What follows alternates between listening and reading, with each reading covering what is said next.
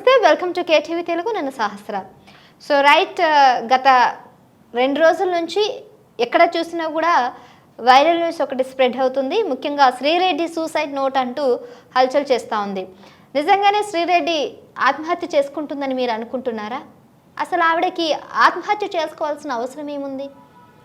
ఉన్నట్టుండి శ్రీరెడ్డి సూసైడ్ చేసుకుంటానని ఒక నోట్ని అయితే విడుదల చేశారు ట్విట్టర్లో. మరి ట్విట్టర్లో తన పోస్ట్కి చాలామంది రెస్పాన్స్ అయ్యారు, చాలామంది రిప్లై కూడా ఇచ్చారు.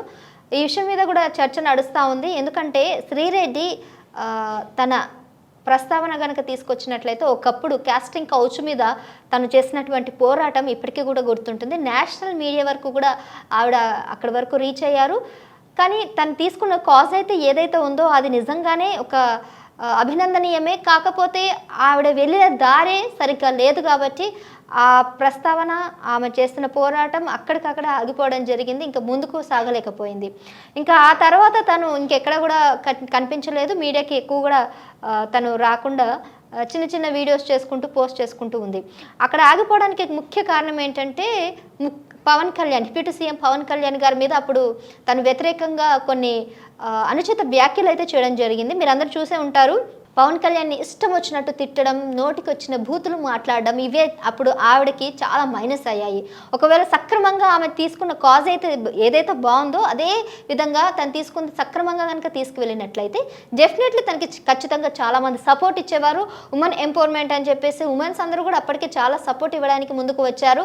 ఆ టైంలో తను చాలా రాంగ్ రూట్లో వెళ్ళి పవన్ కళ్యాణ్ని ద్వేషించడం, ఆర్జీవీ మాటలు పట్టుకొని ఆర్జీవీ ఫోన్ చేసి మరి నువ్వు చేస్తుంది కరెక్టే కానీ ఇలా సైలెంట్గా చేస్తే ఎవరు పట్టించుకోరు, ఒక పెద్ద మనిషిని కనుక టార్గెట్ చేసినట్లయితే నీ మీద ఫోకస్ ఉంటుందని అతను ఒక దిక్కుమాలిన సలహా ఇవ్వడం వల్ల ఆ సలహాని తీసుకొని ఆవిడ పవన్ కళ్యాణ్ మీద టార్గెట్ చేసుకుంటూ మాట్లాడడం జరిగింది. ఇంకా అప్పటి నుంచి ప్రతి ఒక్కరు కూడా దీన్ని నెగిటివ్గా వ్యతిరేకంగా ఆవిడని ఆపడం జరిగింది. పోలీసులు అరెస్ట్ చేయడం జరిగింది. అది అంతేగా సర్దుమని అయిపోయింది.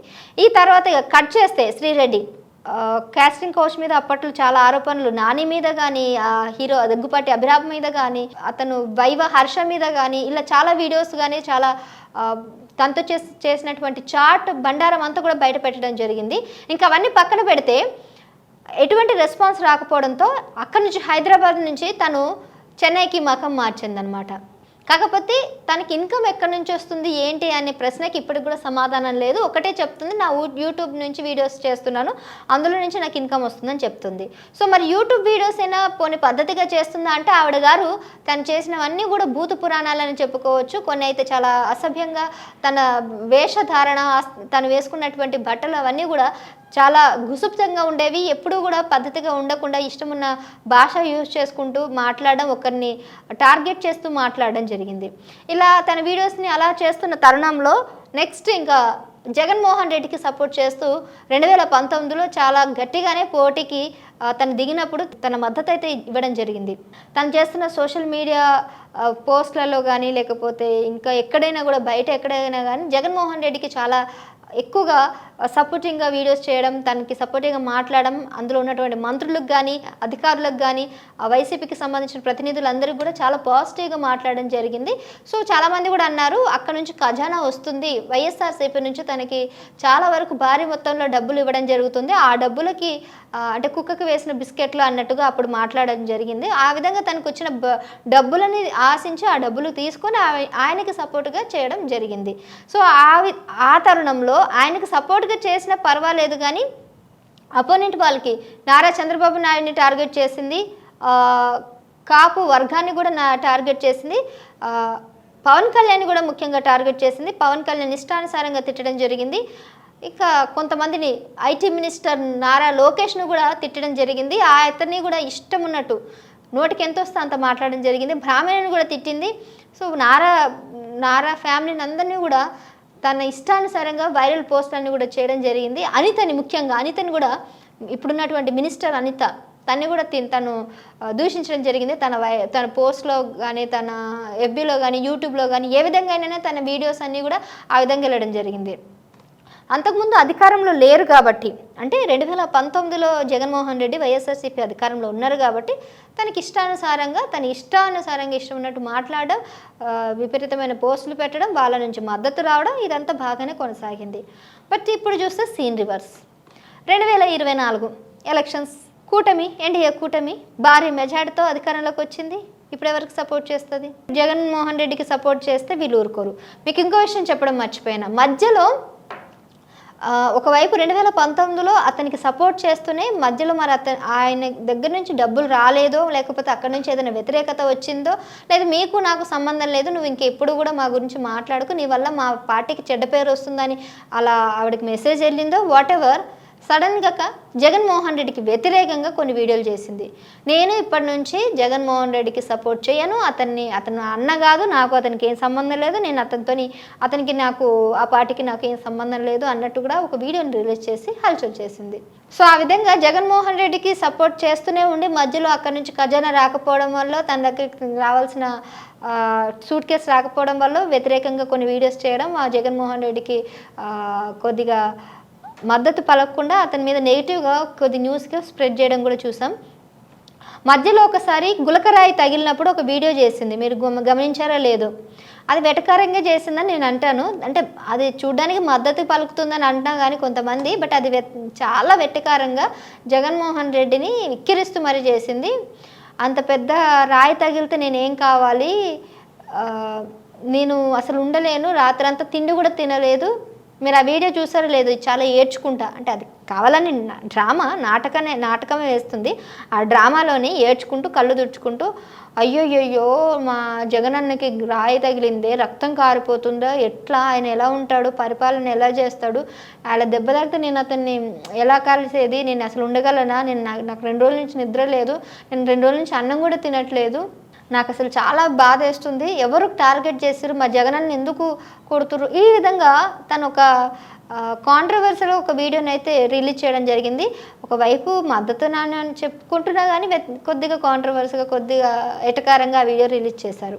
బట్ ఏదేం చేసినా కానీ టీడీపీకి అయితే ఫస్ట్ నుంచి కూడా వ్యతిరేకంగా ఉండడం వల్ల టీడీపీ నాయకులంతా కూడా ఆవిడ మీద కొద్దిగా కోపంగానే ఉన్నారు, గురుగానే ఉన్నారు. ఎందుకంటే దట్టు సోషల్ మీడియాలో చాలా చెత్త వీడియోస్, చెత్త పోస్టులు, చాలా అబ్యూస్ వర్డ్స్ యూజ్ చేయడం వల్ల ఆమె మీద ట్రోలింగ్ అయితే జరిగింది. టీడీపీ కార్యకర్తల నుంచి పవన్ కళ్యాణ్ గారికి ఎంత ఫ్యాన్ బేస్ ఉందో తెలుసు కదా, వాళ్ళ ఫ్యాన్స్ దగ్గర నుంచి కూడా వ్యతిరేకమైనటువంటి తనకి ట్రోలింగ్ అయితే జరిగింది. అయితే ఇప్పుడు అధికారంలోకి వచ్చిన తర్వాత చాలా రోజులు సైలెంట్ ఉంది, అసలు ఎక్కడ కూడా సపోర్ట్ లేదు. ఇప్పుడు ఏమైందో తెలియదు. మరి 50 రోజులు, ఐ థింక్ 2 నెలలు అవుతుంది అధికారంలోకి వచ్చిన తర్వాత. ప్రతి ఒక్కరు కూడా యాక్షన్స్, అంటే టీడీపీని ఎవరైతే టార్గెట్ చేస్తారో వాళ్ళ మీద ఖచ్చితంగా యాక్షన్ చేస్తున్నారు, టార్గెట్ చేస్తున్నారు, ట్రోల్ చేస్తూ ఉన్నారు. రవీంద్ర అనే వ్యక్తిని కూడా అనిత మీద ఇష్టమైనటువంటి పోస్టులు ఎవరైతే చేస్తారో, భారతిరెడ్డి పిఏ అతను అనిత మీద విపరీతమైన పోస్టులు, అసభ్యంగా అవన్నీ చేయడం వల్ల అప్పుడు ఆవిడ ఛాలెంజ్ కూడా చేశారు, నేను ఊరికి వదిలిపెట్టను అన్నట్టు. సో ఆవిడ మినిస్టర్ పదవి వచ్చిన తర్వాత ఫస్ట్ టార్గెట్ రవీంద్రని టార్గెట్ చేసి అతను 26 జిల్లాలో అన్నిట్లో కూడా కేసులు నమోదైంది. అతన్ని అయితే అరెస్ట్ చేసింది. అసలు బయటకు రాకుండా, వీలు లేకుండా, బెయిల్ కూడా లేకుండా కూడా అతన్ని అయితే టార్గెట్ చేసింది. అయితే ఈ నేపథ్యంలో కేవలం రవీంద్రనే కాదు, చాలామంది ఉన్నారు ఎవరైతే వీళ్ళని టార్గెట్ చేశారు.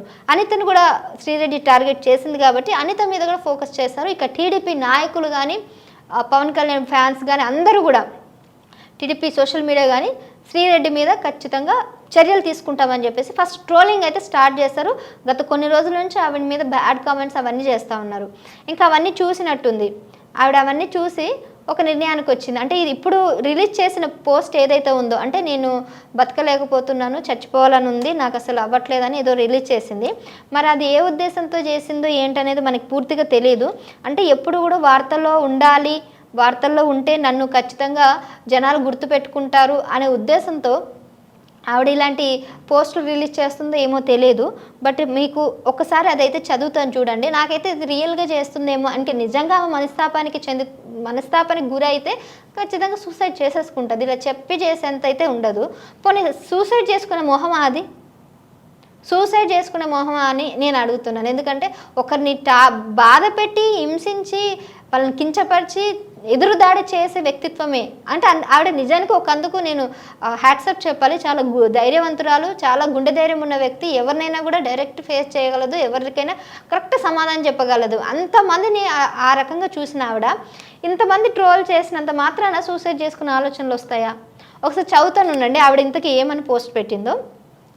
I'm mentally going through deep mental trauma. I don't know when will I become normal again. Might be my Bhadrakali should save me, or else I'm highly getting suicide thoughts. Media and TDP and Janasena taking big part. I can't take this torture. I don't know how many days I will live with this body. I'm trying to become normal, but I couldn't know people will make fun of it. I'm dead serious. So ఈ message ఈ ట్విట్టర్లో పెట్టినటువంటి ఈ post చూసిన తర్వాత I can say that ఆవిడ ఏదో అని చెప్తున్నా కదా, వార్తల్లో నిలవాలనే ఒక ఉద్దేశంతో మొత్తం మీడియా మొత్తం మళ్ళీ ఆమె మీద ఫోకస్ పెట్టాలనే ఉద్దేశంతో ఇది పెట్టిందే తప్ప, అంటే ఇప్పుడు చూడు నేను కూడా ఈవిడ గురించి మాట్లాడాల్సిన సిచ్యువేషన్ అయితే వచ్చింది కదా. ఈ విధంగా ఎవరో ఒకరు ఆవిడ గురించి మాట్లాడాలి, ఆవిడ మళ్ళీ మీడియాలో హైలైట్ కావాలి, హ్యాష్ ట్యాగ్స్ రావాలి. ఆవిడ నాకు తెలిసి యూట్యూబ్ ఇన్కమ్ డల్ ఉందేమో, మరి ఆవిడకి ఎలక్షన్స్ టైంలో ఎక్కువ వెళ్ళట్లేదేమో. బహుశా ఆమె యూట్యూబ్ రెవెన్యూ పెంచుకోవడానికి, మళ్ళీ ఆమె యూట్యూబ్ మళ్ళీ రివ్యూస్ వెళ్ళడానికి ఈ విధంగా కూడా కొంత డ్రామా కూడా ప్లే చేసే అవకాశం ఉంది. ఇదంతా అంటే అంటే ఒక ట్రిక్స్ అనమాట, ప్లే చేస్తారు. ఇలాంటివన్నీ కూడా చేయడం వల్ల వాళ్ళకు ఒక నెగిటివ్ అయినా పాజిటివ్ అయినా వాళ్ళ మీద వార్తలు వస్తున్నాయంటే వాళ్ళు చాలా సంతోషంగా ఉంటారనమాట. సో నార్మల్ది ఏది పెడితే పెద్దగా పట్టించుకోరు కాబట్టి ఇలాంటిది పెడితే ఖచ్చితంగా పట్టించుకుంటారు అనే ఉద్దేశంతో ఈ విధంగా పెట్టిందని నేను అనుకుంటున్నాను. సో జనరల్గా అయితే ఆవిడ మొన్న రీసెంట్ కూడా ఒక కంప్లైంట్ అయితే ఇచ్చింది. ముఖ్యమంత్రి నారా చంద్రబాబు నాయుడు, ఉప ముఖ్యమంత్రి పవన్ కళ్యాణ్, మంత్రులు నారా లోకేష్, వంగలపూడి అనితలపై సోషల్ మీడియా వేదికపై అనుచిత వ్యాఖ్యలు చేశారనే ఆరోపణలు ఎదుర్కొంటున్న టాలీవుడ్ నటి యూట్యూబర్ శ్రీరెడ్డిపై కూడా కర్నూలు 3వ పట్టణ పోలీసులు నమోదు చేశారనమాట. అంటే ఆవిడ ఇష్టం ఉన్నట్టు అప్పుడు అన్నీ కూడా పోస్టులు పెట్టింది కాబట్టి అనిత ఆల్రెడీ చెప్పింది కదా ఎవరిని వదిలిపెట్టానను. సో ఆ విధంగా ఫస్ట్ ఆవిడని కూడా టార్గెట్ చేసి ఆవిడ మీద కేసులు పెట్టారు.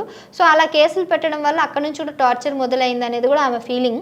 సో ఇవన్నీ చూస్తే అంటే చెప్పలేం ఎక్కడ ఏం జరుగుతుంది ఏంటనేది కూడా మనం అంచనా వేయలేము. బట్ నా వరకు ఏమనిపిస్తుందంటే ఖచ్చితంగా ఈవిడ దీన్ని ఆవిడకి పాజిటివ్గా మలుచుకునే ఉద్దేశంతో ఇలాంటి న్యూస్ని ఒకటి పోస్ట్ చేసి మీడియా మొత్తం ఆ వైపు చూసే విధంగా చేసింది అనేది తను అలా ఫీల్ అవుతుందని నేను అనుకుంటున్నాను. మరి నా అభిప్రాయం మాత్రమే ఇది. మరి ఇంతకు మీరేమనుకుంటున్నారో మీ అభిప్రాయాన్ని కూడా కింద కామెంట్ చేయండి. సో తనకు కూడా తెలిసి వస్తుంది తను చేస్తుంది రైటా రాంగ్ అనేది కూడా అర్థమవుతుంది.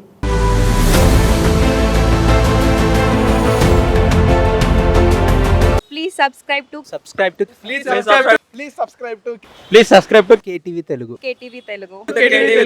KTV Telugu. KTV Telugu channel.